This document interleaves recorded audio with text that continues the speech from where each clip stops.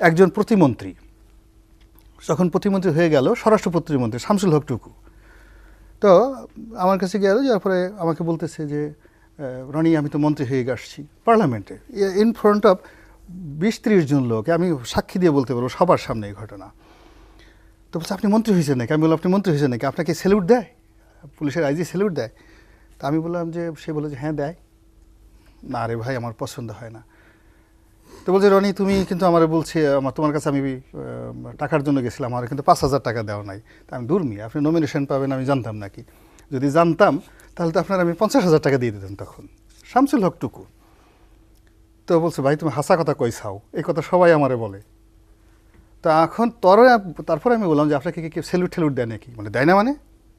আমি বললাম না, দেয় না, আপনাকে স্যালুট দিতে পারে না, আপনি দেখান তো কীভাবে স্যালুট দেয়। তো সে পার্লামেন্টে দাঁড়িয়ে দাঁড়িয়ে সে আমাকে দেখাচ্ছে অভিনয় করে